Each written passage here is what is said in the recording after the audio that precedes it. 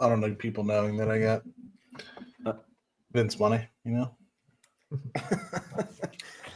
All right, guys, we are live. So this is a super exciting new episode of Rocket Lab Weekly, episode 071. It's somehow perfect timing. You know, we do careful coordination with Rocket Lab, and they wanted to launch during Rocket Lab Weekly, and we said, guys, no go. So we did it. So literally like 10 minutes before Rocket Lab Weekly, they deployed the last satellite. And here we are, and it was all managed like this in coordination with Rocket Lab. So, yeah, and I'd just say thanks, Muriel, and everybody else that Vince reached out to ensure the timeliness of spacing it out appropriately. You know, I had to get that 10 minutes extra as well in between to get my makeup redid, so it turned out absolutely perfect. So how is everyone doing, guys? Doing well. Can't complain. Yeah. No complaints.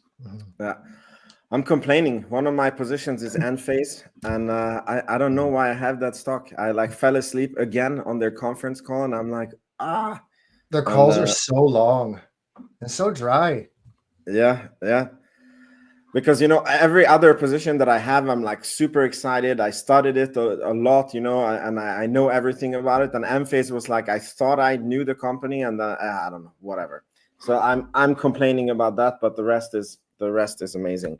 And I must say, I'm super enjoying what's going on in the US. It's like fun to open my X. It's like I read the Doge findings, and I'm laughing, and then I see the reactions, people's reactions to the Doge findings, and I'm laughing, and it's like a joy to read my Twitter. And I'm wondering if you guys share this with me, or just curious to, you know, check the temperature in the room. Like, what do you guys see, and are you happy with how it's going and the findings that are coming up? So yeah, I'm just envious that Canada doesn't have that same outlet yet. We need that shit. Me too. We're hiring you the minute you're done in the US. We need big balls in the EU. Big balls in the EU. There you go.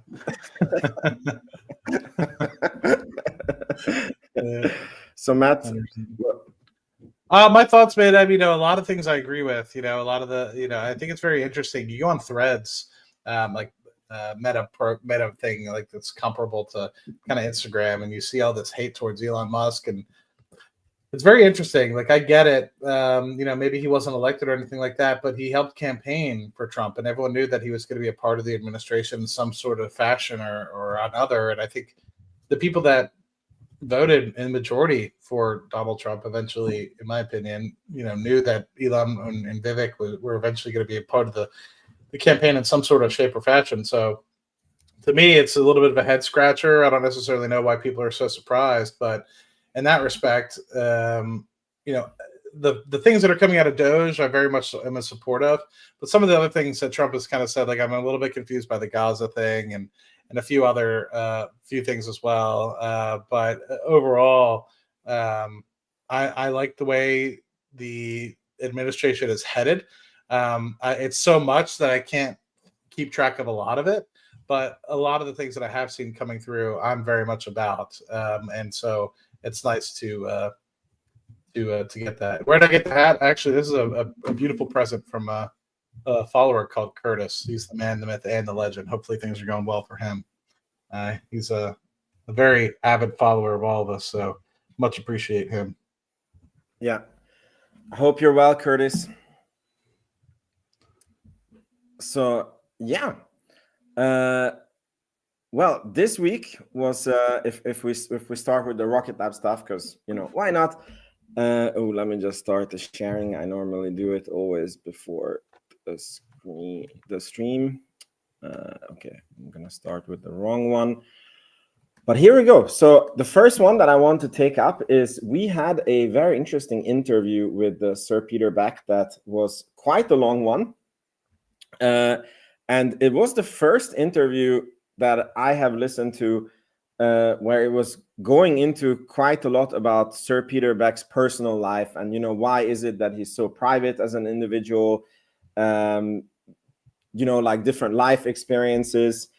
And just wanted to check, did you guys see this interview, and what did you guys think about it? I did see it. I'm not sure when it was recorded, but it was really personal. I know that some people kind of have an outlook on their CEOs just to be like really rigid and just like only say what's necessary, kind of an idea. But I kind of like that that Elon flair, for lack of a better term, where it's just you really see the personality shine through. And I feel like we saw that with Peter. Kind of really what I'm getting to is him kind of talking about the passing of his father. I thought it was really just like not what we see in everyday interviews. You know, we're so embedded in the, you know, the zeitgeist that is Rocket Lab that a lot of the time that's talking points are similar. And I feel like they just saw a different side of Peter. It was really kind of, yeah, personal. It was nice to see.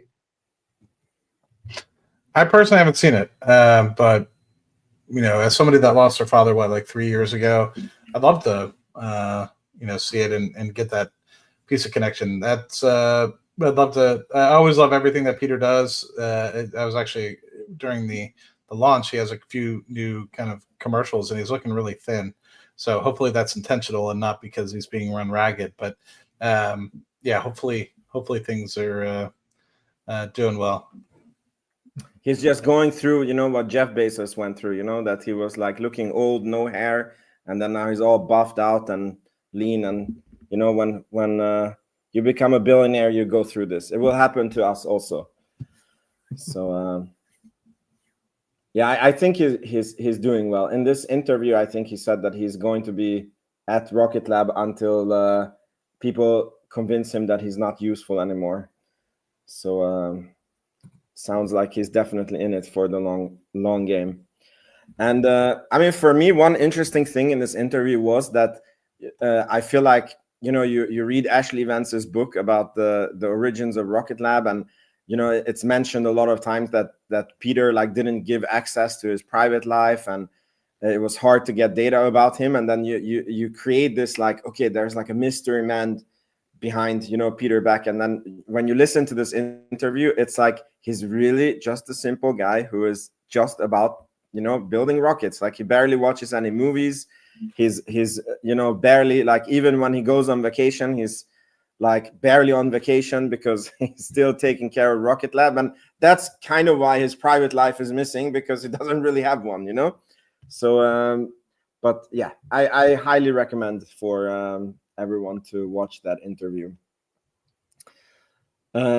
Cool. The next news was that there was a launch contract announcement of 4 Electron launches with the QPS IQPS, it's Japanese, right? Yeah, Constellation provider. Yeah. And as far as I understand, there was a mystery batch contracts announced, and then it turned out to be that it was this contract. So it's not really like a new contract announcement. It's more like we know, we can identify who the past announcement was. The same thing that is expected to happen with Amazon later this year. But Scott, I'm sure you know more about this. Yeah, this was the bulk order of 4 from Q2. And there was a bit of speculation. I think it was Tran. He nailed it. He called this like a while back.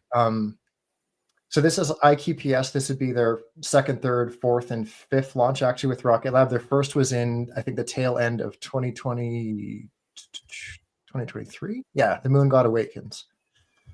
Now, as far as, okay, so I posted about this a little while ago, and kind of without the chart, it's a little bit convoluted, but I'm a little unclear with like the kind of the outline for when these launches are going to happen. I think that the first one can be expected as early as March of 2025. But they have a number of launches going out throughout the year, and they seem to be priced similarly at this like $8.25 million per launch mark. But it's a little unclear who else they'd be talking about if not Rocket Lab. So when this was first uncovered, it kind of seemed like they would, like, the whole slew of them. There's like 9 or 10 different satellites going to orbit, all roughly around the same price. So I don't know if that means that they're going on a ride share with SpaceX, for example, but all in all, we can expect 3 of those this year, one as early as March, and the last being in 2026, I believe. Cool. All right. Matt, any comments on this one? No, I'm just excited. Yeah, it'll be interesting to see as we kind of learned from just the launch this morning. They stated that 2024 was obviously the busiest year that they had for Electron, and 2025 is going to be even yet busier. This is obviously contributing to that. If you think about it, we had 16 launches in 2024, and so to have potentially 3 alone with QPS, I mean that's over 20% of the launch cadence of last year just for one customer. So hopefully it continues to build into the future. Awesome. So now we go to the next one. This one was very, very interesting to me. So it looks like Peter Beck is very, very serious about the Mars sample return mission. And he actually went onto a podcast with the Planetary Society, and it was not easy to get to this podcast. So I think I'm actually going to do a launch party, maybe already tonight or tomorrow. Sorry, a watch party on that, so that everybody can listen to it. But basically, Peter Beck explains like how they're planning to do the sample return program and why they are the perfect pick for this. And it actually, the part that I managed to listen to already handles, because I myself was quite worried that Peter Beck does a fixed price contract, and all of these interplanetary big programs before were cost plus, meaning that the companies that do it, they don't take on any risks.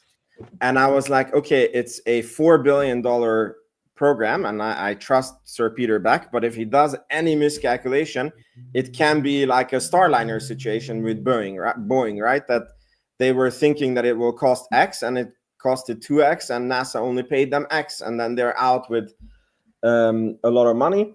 And so he basically handles these questions really well, and how they calculate on it, why he's so confident that they can do it. And it seems like he's really going for this, and I damn hope that we get this Mars sample return mission. So did you guys listen to this, or what do you guys know about how Rocket Lab is going around this going about this Mars sample return mission? Matt, do you want to start with this one? I have something to add, but it's off topic. I haven't actually seen this, so this is a good opportunity for me to listen to when I'm driving around later. Yeah, I recommend it. So I'm mostly through this podcast, and I mean it just sounds like I love their attitude. I love how they're just not throwing the towel in and being like, "Oh, we tried." I love how they are still gunning for it. But to kind of take you guys to Speculation Station, there was a mention in this podcast, in the Planetary Society podcast, that there's 43 satellites. This number stuck out to me because the last time that we heard 43 satellites was in September 5th, when Richard French presented at the University of Michigan. Since then, we've delivered... Sorry, 43 satellites around Mars, or... No, just in Rocket Lab's production backlog. Okay, got it. Yeah, so we mentioned 43 satellites in production backlog as of September 5th of 2024. And we can derive from this this podcast that it was recorded this year, like January or later, because he mentions like neutron to pad this year, middle of this year, he says. So sometime in January. The reason that matters is because we delivered one of the Varda satellites in December, and the second more recently. So I'm not sure if that would deduct 2 satellites from the 43 that we had in September. I hope this is making sense so far. But what I'm saying is he's reiterating 43 after delivering 2. So I'm wondering if that means that Rocket Lab has taken on another contract recently that we're about to get news of in the upcoming call. It could just be a simple, maybe he's referring to old data, because some companies, they can only refer to like certain, they can only refer to like Q3 or later. But I thought that was interesting. So we might have news of a couple new satellites right away here. Oh yeah, it's actually very true what you're saying, because the last public known data is the Q3 backlog data, and then if he would give the actual number, it might be against some investor law or yeah. I'm also speculating. I mean, it would be logical for me that you're not allowed to, like, I've never seen Alex Karp going like, yeah, our customer retention went from 106 to we're currently at 115. Let's see at quarter end, or actually, to add to that a little bit, I'm also seeing on October 24th, Brian Rogers, he mentioned that there are 42 satellites in backlog. So it did go from 43 to 42 and back up to 43 again. So maybe it's just one extra satellite, maybe it's two, but I mean, it's going to be looking like, an extra 20, maybe $40 million to bookings, assuming this is, not a simple misspeak or whatever. Yeah, I mean, look, we know that they're trying to make the backlog go from 1 billion to 2 billion, and it's not all going to be rocket launches. So it's probably we should see some new contract announcements. Cool. All right, we go to the next one, and this is a tweet by some crazy Rocket Lab guy. Don't know where he's from. I think the 51st state or something. There is some insider selling going on in Rocket Lab. So Lieutenant General Nina Armango realizes a 7% deduction in her holdings valued at $236,000. This is her first sale since joining the board in November 2023. What a timing, number one, that she joined. And then there was another one, Khosla Ventures decreased and transferred their shares to VK Services, but overall the group lessened their exposure to Rocket Lab to 14.5%. So is this something... by 14.5%. So is this something that we need to be worried about, or why do you guys think that this is happening, that the insiders are starting to sell? Matt, what's your take on this one? I don't think it's a big deal. At this point, you're looking at a company that's increased by 800%, probably even over 1,000% from when these guys initially got involved, right? So these guys are one of the primary initial investors prior to the listing, the de-SPAC, I think, if that's the case. And so to me, it's an opportunity for them to say, hey, we've made literally billions of dollars on this, or close to $1 billion on this. Let's take that and spread it elsewhere or pay ourselves, right? I mean, they took enormous risk on a rocket company that may or may not have paid off. And so with that, it gives them an opportunity to look for other ventures going forward. Yeah, I echo what Matt just said. Nothing wrong with trimming and reallocating. In my opinion, some people will disagree, but that's all right. Yeah, I mean, what I have seen is, the insider selling is not so important as insider buying. Like, I think insider buying is a lot more of a signal than insider selling. Like, for example, Sir Peter Beck sold 20 million of his shares when the stock was near the bottom. Those 20 million would be probably 100 to 120 million now, and he couldn't time the stock, despite there's no one who's closer to the fire than him. Through Palantir, since I follow that company, there has been insider selling the whole way through, and there's so many reasons for insiders to sell, but one reason to buy, and I also think it's nothing to be worried about. Yeah, if you go into the Coastal Ventures website, the first thing that shows up is AI. Yeah, so they have plenty of investments that they've made throughout the years: DoorDash, Honey Homes, Athena, Block, Affirm. So with that, I think it gives them an opportunity to potentially venture into the AI space. I don't know if they have too much as it is. Just looking through their portfolio, it doesn't look like they have a lot at the moment. So in that respect, it could give them the opportunity to focus a little bit more on that, and that might be their new space. You know, back in 2016 to 2018, 2019, the big thing was really trying to find small launch providers, and they got involved and they made some money. So why not try to get onto the next big thing and find the next opportunity? They can invest a couple $1 billion and potentially make that into tens of billions. They're buying Palantir at 110 now. They're Yes, going from, just like everybody else I know. So just curious, while I have you guys, sorry if this is off topic, but I cannot wrap my head around the valuation of Palantir. Like, I'm a bull, as big a bull as I love the company just as much as the next guy, but I cannot make any sense of the valuation of that company. You're asking the wrong guy. Like, it doesn't make sense. Like, you know, since it's doubled, like at 50, 60, I was like, I don't know, maybe it keeps going. I don't know. And I was just like watching you guys celebrate, and I'm like happy for you guys, of course. But I'm like, man, I don't know. It's crazy. Yeah, I would say that the last time I was feeling like the stock is like, you know, because at 60 it was like, okay, we're quite overvalued, but it's like, I don't know, it's like if we grow fast we still grow in, like, it was still okay, right? But at this point I feel like the people who are buying, like, I don't know, I hope I'm wrong, but it doesn't feel like sane investing at this point. But I'm curious what Matt Money thinks.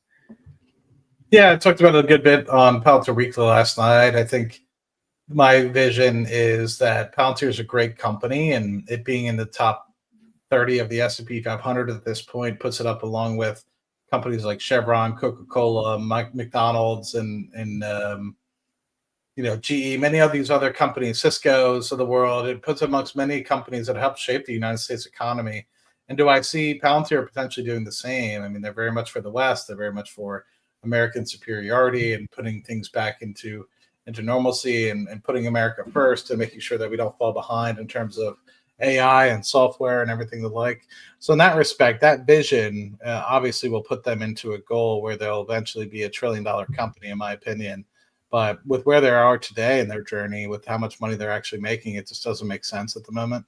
I wrote an article on Seeking Alpha. If anybody's curious, they can go and find it probably in my description on my YouTube, and or just look for me at Matt Farley on seekingalpha.com. It is pay to play on that respect, but if you really want to see it, I can send you a free link. But in that respect, I said I believe the company should be worth closer to $60, you know, even with all the hype. But I still think that's overvalued for what it's actually truly pushing out financially. And did not go across well with retail investors. Obviously, they don't like to hear somebody batting negative against the stock. But if I was really that bullish, I'd be getting rid of shares, and I'm not. So in that respect, it's to me, a short-term pause is necessary to be able to consolidate and have people get to a better valuation. Plus, maybe I'm being selfish, but I'd like to add more shares if that's possible. You know, I'd like to double the amount of shares that I have before I consider it quits. And one of the things that I regretted, which I stated, actually helped influence how well I've done with Rocket Lab and making sure I didn't screw up again, was with Palantir, I didn't add as it continued to go up in price. I kind of just had my $13 cost basis, and I was just like, this is golden. I'm never going to add to it. It wasn't really a thought. I mean, if I thought that things were cheap, I would have continued to add, right? I'm not an idiot.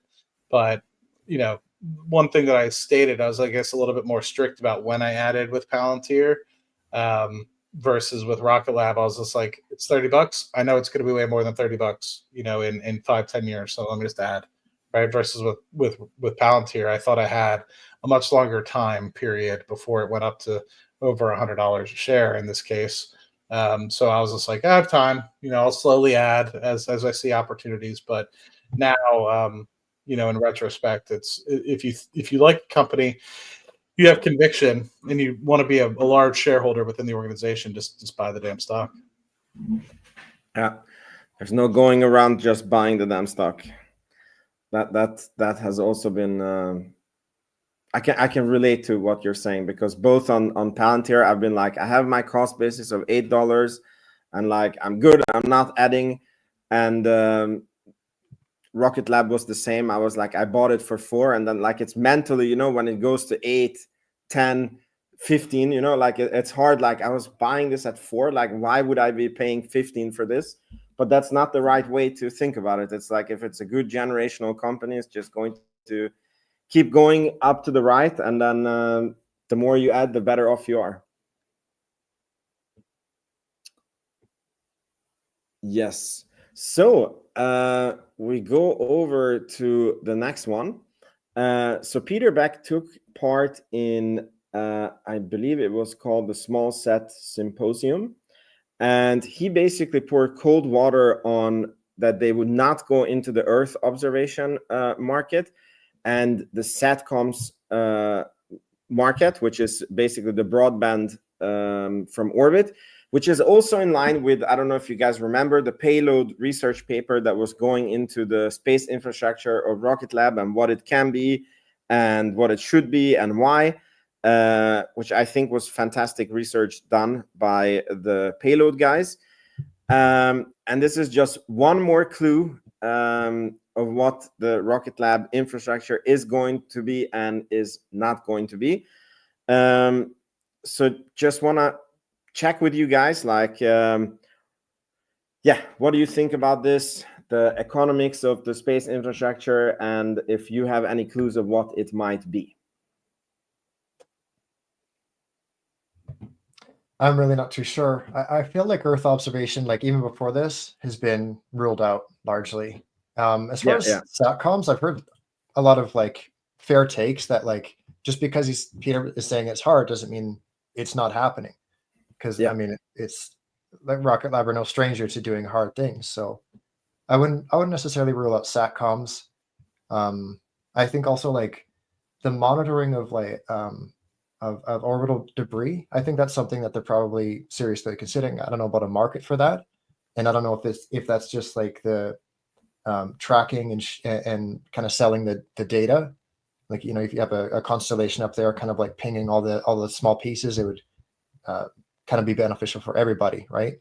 And then if there's just like one little piece of whatever that needs to be taken out of space and it needs to be done at a low cost, well, you know, you can ring up your guys at Rocket Lab. So that's kind of my take, you know, until we hear a little bit more. Yeah.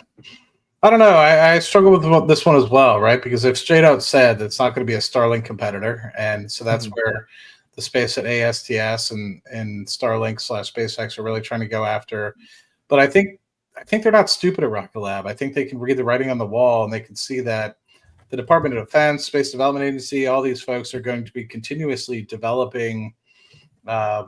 And this is all speculation, right? But they're going to be continuing to develop and put satellites into space for whether it's, like you said, communications or some sort of safety layer, defense layer, etc., up in space, whatever you want to call it.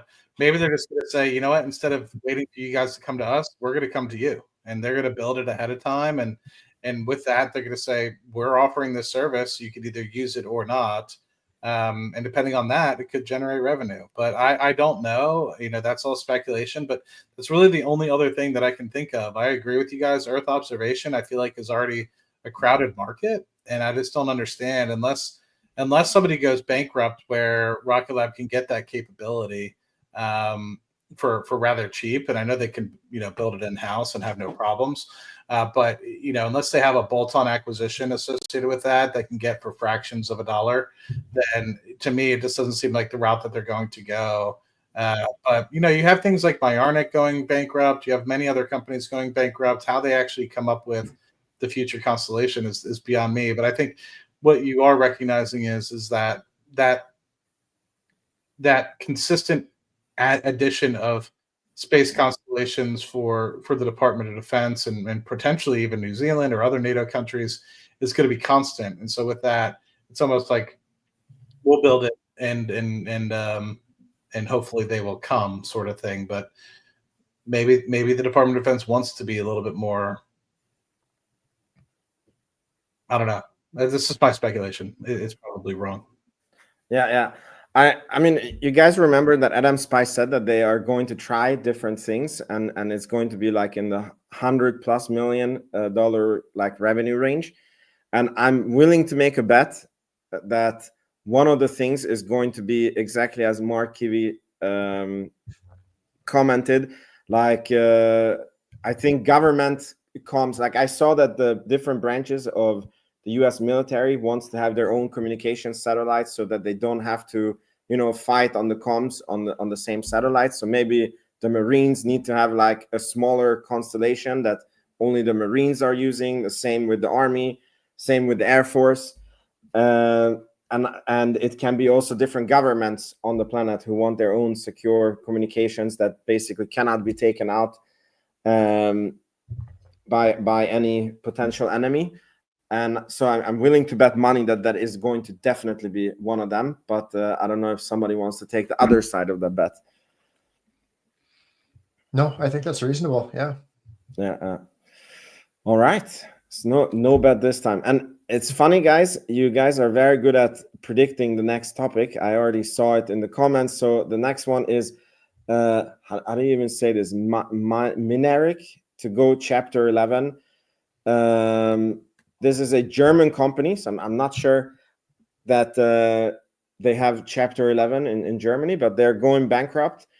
Peter Beck said in this last interview that he is really glad they don't have anything in Europe because he starts his day at 4 o'clock in the morning with meetings. He said he cannot do 3 o'clock meetings. He can do 2 o'clock meetings and 4 o'clock meetings, but the 3 o'clock doesn't work for him. I don't know what I would do if I would have 4 a.m. meetings. I would I don't know, kill myself. And if you get Europe to the mix, it would be like no sleep for Sir Peter Beck. So I don't know this company so much. Can one of you clue us in what they do and why this would be an interesting acquisition for Rocket Lab? I don't know anything about them. I know believe they're small. they have those little, like, someone in the chat can correct me, but I believe they have those little like communication units on the SDA satellites. So I'm just kind of half distracted here. I'm reading that they have secured a bridge loan amid restructuring that is going to wipe shareholders out. It's $53 million in new funding. I assume it's 25 million US. So I don't know if that I don't know how much longer that extends their life for, but this is like kind of seems more and more likely that it's going to kind of probably be taken over by somebody else who has a little bit stronger of a balance sheet. Hopefully Rocket Lab, because it is kind of crucial to their to the SDA satellites. But question, if Rocket Lab takes them over, like, do you think that they take the machines and offices and then transport them to the US as they did with one of the Virgin companies? Or would they actually acquire the people and open an office despite protests from Sir Peter Beck in Germany, Europe? I think with all the tariffs talk, it would probably make a little bit more sense to bring them over the ocean, especially with all the time changes and stuff. I'm not sure how exactly that might affect them or how prolonged the tariff situation is going to be. But yeah, and yes, I see Curtis mentioning 100 million in debt. That's rough. That's rough. But you can negotiate in a bankruptcy. So yeah. So what would Rocket Lab get out of this? So they because basically it looks like the company is worthless, and that's basically what it means. They get a bridge loan and they wiped out all the equity in the company. So like, how would this benefit Rocket Lab? Well, I think these communication units, these laser comms, they're kind of like one of the missing links that Rocket Lab still needs for their satellites, hence them being subcontracted for Rocket Lab's SDA satellites. So it is kind of one of those additional tuck-ins that they may need. They have pretty much the rest of the satellite bus spoken for. But it's one of those things that they will need, especially if they are getting, going the comms route, kind of as you were talking, like maybe small, like, 25, kind of like what Kinesis is doing almost. But like a small fleet of like 25 satellites that's like exclusive to, the Navy or the, like whoever really, like even a small country, kind of an idea. So it's a missing piece of the puzzle that Rocket Lab does need, and it would make a lot of sense to slot that in. The only issue is just the time change, the difference in continents, kind of a thing. Yeah, I mean, if it's needed for Rocket Lab, I'm sure that they will find a solution on it. Yeah. I'm not smart with this stuff, right? But when it comes to what like SpaceX is doing with Starlink and what I think ASTS is doing, is they're going to be trying to use like microwave frequencies to be able to transport data to and from, versus this is utilizing satellites. So it is going to be different comparatively. So what I don't know is like, I know certain bands like KA versus KU bands, one is a higher frequency, one's a lower frequency. So like one can help with like, I'm not good with this, right? Data transfer might be faster, but it also might not be as high quality versus another one might be slower, but it can transport more high quality data or something of the like. Whether or not this laser communication application is better for transporting data and at a faster pace is something that might need to be explored, because it could be something that can end up being better than, say, using a KA band or KU band or R band or whatever sort of bands there are for frequencies to be able to transport data. It's over my head. I don't know, but I just think that that's something that should be at least brought into the room as conversation, because one's microwave frequency, one's laser. Yeah. I imagine they'd have to be pretty snappy, because I mean, the purpose of the SDA is like, hey guys, there's a missile coming your way. You should probably know about it, and you don't want any sort of lag on that kind of an item, right? So I imagine it has to be like, yeah, pretty snappy. Yeah. And to be fair, like you stated, just to get deeper into that the statements I was saying, and then also with respect to the lack of technology, Rocket Lab has KA band, etc., KU band. I forget which one, but they have that sort of microwave frequency technology that they can use for communications, and it's in some of the satellites that they've already built. Versus what you're stating here, Scotto, is that they do not have this sort of microwave frequency, like microwave sort of technology, so not microwave, laser technology that can help with the communication. So it would be a bolt-on that they might not necessarily be scavenging in-house. It would actually be a direct bolt-on that they can use in future satellites. So they could, I don't know, utilize both. I don't know if you would do both, or if you just have one or the other, or if it's like a Swiss Army knife of like a satellite where you can have both communications via microwave frequency and laser frequency. Like I said, this is all space stuff that goes above my head, but it's interesting to kind of think about, because Starlink has one specific frequency that they like, versus Rocket Lab uses a different one, and then I know ASTS is planning on using a different one. So it's all up for grabs, in my opinion. It's something that I'm curious to see where that ends up going. I'm seeing too, Jacob Keaton is mentioning that laser comms are great for space communications, like for line of sight, whereas radio waves are better for Earth to satellite communications because they travel through cloud cover. So I know I'm kind of like spitballing here, but like the idea, if they are going to do the orbital debris, it would be really important that the satellites have this like kind of laser communication to get like a super specific location of where like a little nut or screw could be in like a hazard zone. So and as far as like the other, maybe Jacob, you could add to this as well. The current bands that Rocket Lab does have are S band and X band, and I know that they're developing a C band. That means nothing to me, but maybe it means something to someone smarter than me. I was just going to say, you're speaking Chinese, my friend. Yeah. They also have KA band, which reminds me that the KA band is what Rocket Lab uses. KU band is what Starlink uses. if that's helpful. Like I Well- said, this is all just above my head, but You guys know who we could ask these questions? Sir Peter Beck himself. And Oh, there we go. I thought you were going to say Dave and bring Dave on. No. He didn't come this week. He's on a wedding or something. But what do you call it? I did actually write to Rocket Lab very recently to see if we get a new interview. So we see if it's happening or not. Cool. Yeah, we can get some nice. I'm hoping we get it. We can. I have some very interesting questions that we need to ask them, and this could be one of the questions. Cool. So that was all the Rocket Lab news for this week, other than the successful launch that has just happened, but I guess everybody knew about it. That was, I'm correct that was the first launch of this year. It feels like it's a very slow start of the year when it comes to launches. And Scotto, how many can we expect this quarter? I'm sure some of these are going to get pushed to the right, but we have 5 more in this quarter. Wow.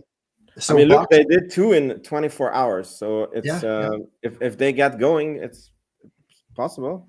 Mhm. I'm fairly certain they already labeled one for the middle of February as well. Black Sky should be coming up right away. I know, like Black Sky, they did mention February, and then we have IQPS2, which I have March. That's not for certain, but it seems like pretty certain. Aurora Tech should still land within Q1, could be February, and then Kines.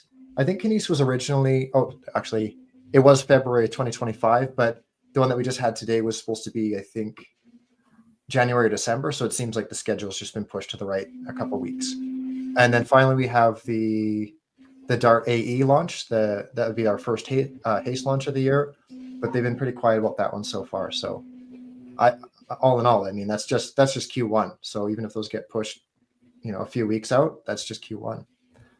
So we're gonna get real busy here. Yeah, that's amazing. Mhm. I love rocket launches. Mhm.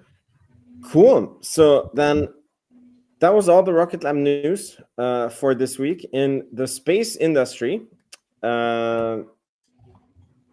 what is very interesting that is happening is it looks like that there's rumor that the SLS is going to get canceled based on what I have seen Doge doing, and for example, taking the USAID 10,000 employees, taking it down to 283 employees.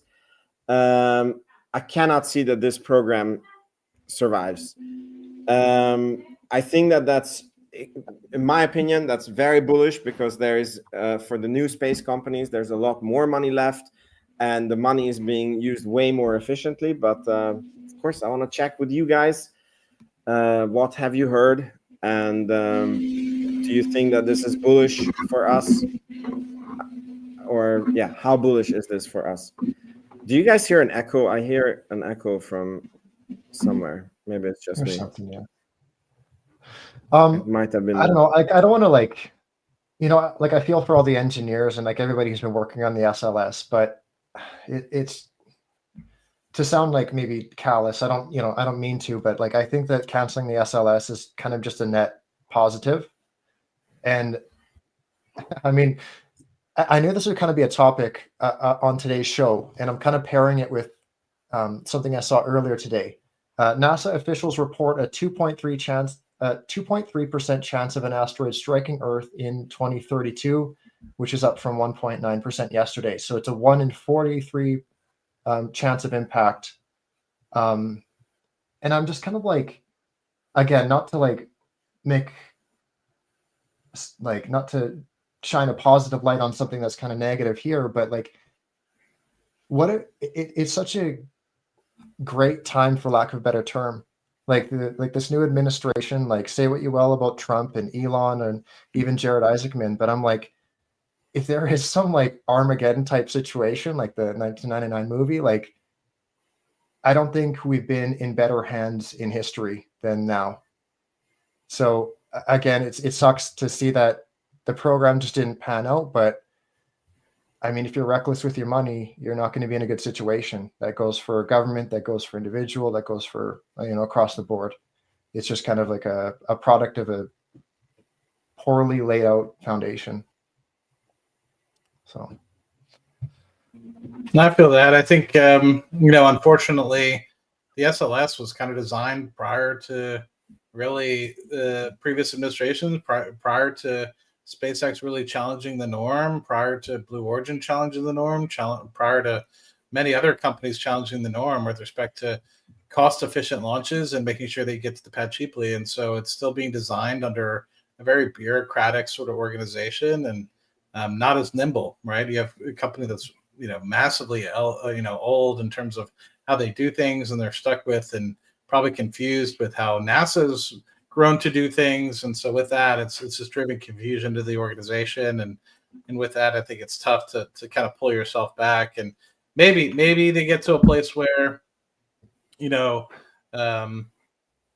maybe they get to a place where they can try again, in the future with some sort of launches. But I think at this point, the SLS, I don't want to say is old technology, and it's obviously had its rewards with respect to at least getting a few things up into space. But is it going to be as efficient as what we have? We're now talking about reusability for all launches.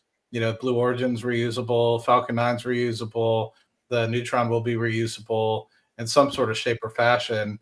So at some point, you're kind of now rolling with old technology that won't necessarily be reusable. And how cost effective is that going to be in going into the future? It's we were talking about how a launch for SpaceX could eventually come down depending on demand, right? But eventually the costs to launch a Falcon 9 rocket have dropped dramatically, where they've been able to launch the same booster up to 20 times. And Neutron's planning for 10, Blue Origin's planning for another another cadence. I don't know if they've publicly disclosed that, maybe they have. But it's just it's tough. And to be very frank, Boeing needs to focus on their airplanes first, and then maybe on other auxiliary projects kind of second. They need to get back to basics in my opinion. They've been kind of struggling with that for a few years. So anyway, that's kind of my thought process with respect to that. Yeah. I mean, it's definitely, as you said, like it's been designed before we knew that SpaceX was a winner. Like, I don't know if you guys remember, but when the Starliner and Dragon was awarded, it was like Starliner got awarded 2 times the money as SpaceX. And basically, first NASA wanted to only award Starliner, and then they decided to take an insane gamble on SpaceX, and they were for sure that Boeing would deliver with the Starliner. And basically at the time when this program was started, like the Falcon 9 wasn't there, it wasn't reusable, and Elon Musk was this loud, crazy guy who was thinking that rockets could be landed, and like nobody believed him. But then how it spiraled out of the budget so badly as it has, and as you said, they're so unnimble that even to change them now is like is too late. And remember that in the new space era, so like basically Boeing is getting paid cost plus for developing this rocket, which means that they're incentivized for the rocket development to take forever, right? And if they would want to change culture, they would have to say, okay, government, we will launch an SLS rocket for 200 million. That's the only thing that you need to pay. And the development is our problem, and our shareholders have to like front the bill of the billions of dollars of research that goes into developing a new rocket. And then the government is only paying for the launches that they do. And I'm sure that the current culture at Boeing and the shareholders are not going to be willing to go into this deal. So I'm basically 100% sure that this is getting canceled. Cool. I think that was it for this week. It's a bit of a shorter one, and I mean, like, some of you guys have been here since I don't know, like 3 hours ago when Matt started the live stream for the rocket launch. So it's Matt hasn't been to the toilet since. I don't know how you do it. Don't you need coffee or toilet or something? I'm a robot. You're a robot. I'm an Or do you- alcohol robot. Just kidding. Or do you have like a station set up like with the this mobile toilet that you don't even, Yeah. like, need to move? Yeah, move exactly. anywhere? You can do- 100%. I saw just like once a- you did a. Sorry, go I ahead. saw once you did a 6-hour live stream, or was it an 8-hour live stream? But did you ever go to the toilet during that time, or no? I surprisingly don't go to the bathroom that often. I mean, at least twice a day. I don't know. Maybe I need to drink more water. It's probably what it is. But yeah, Hot Curtis gave me this hat. Much appreciated, It's my funny. man. It's funny, Vince. Only old people need to pee every 3 hours. Yeah, I must be very old. Yeah, it's maybe the kids make you old. I do have to pee every 3 hours, sometimes more than that. Man. So yeah, that's the Rocket Lab Weekly TMI. Yeah. Yes, I put on adult diapers every time I stream. I'm just like, you know what? We're in for. What do they call it? Depends. Depends if I need it. If I don't use it, I'll just use it next week. You know, it's Awesome, guys. Yeah, well, it was a pleasure having you, and hopefully see you guys next week. Yeah, appreciate everybody in the community, man. You guys are awesome, and definitely look forward to next week. Yeah. All right. Bye, everyone. Ciao, ciao.